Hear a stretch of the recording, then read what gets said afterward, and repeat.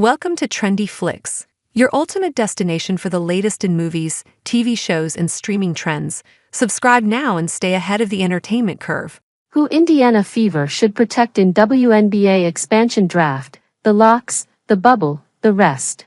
Indianapolis, after months of anticipation, the WNBA has finally released its guidelines for the Golden State Valkyries expansion draft. The expansion draft will occur December 6, ESPN, at an unspecified time.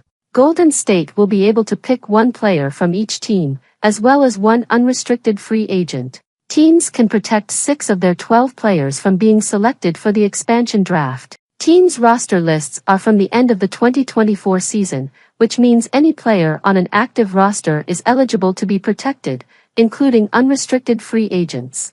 In some cases, it makes sense for teams to protect those UFAs.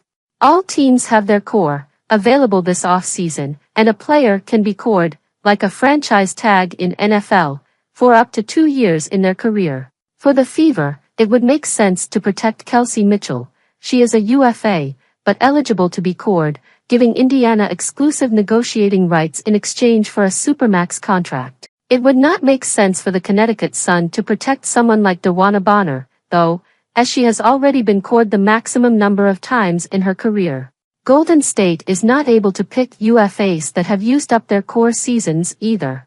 Golden State will assume the contract length and terms of the players they pick from other teams. For example, Fever forward Temi Fagbenell is a restricted free agent this offseason.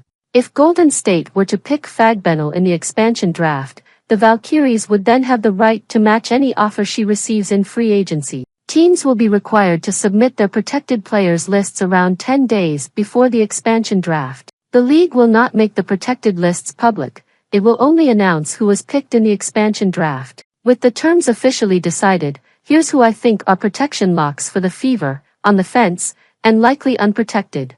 The Fever will likely prioritize their first 3 protected slots to their big 3, who led Indiana back to the playoffs this season. End of proof. Kelsey Mitchell.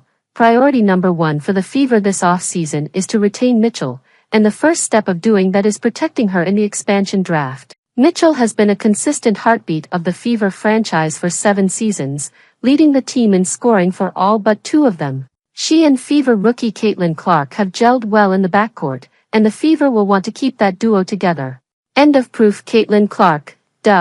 Clark broke the single-season league record for assists, rookie records for points and three-pointers made, and revamped the Fever offense to the up-tempo pace they needed to improve. Clark was the Fever's leading scorer this season, edging out Mitchell by 2 points, and is a franchise cornerstone. End of proof. Aaliyah Boston, the 2023 number 1 pick. Boston helped to start the rebuild for the Fever. She led them to a 13-27 season in 2023, then was a large part of their 20-20 season in 2024. Boston, the 2023 Rookie of the Year, is a threatening post presence for the Fever, and she works well on the short roll, is a master rebounder and works well in the up-tempo offense the Fever started to run this year. Indiana Fever players on the fence for WNBA expansion draft. All of these players have a strong case to be protected. They have either been starters or pivotal bench pieces throughout the season. But some other circumstances could have the Fever front office thinking one way or the other. End of proof. Lexie Hull. I think Hull is the most likely on this list to be protected. She has 1 season remaining on her rookie contract. She started the season on the bench, getting minimal minutes and even some DNPs, but she flourished after the Olympics.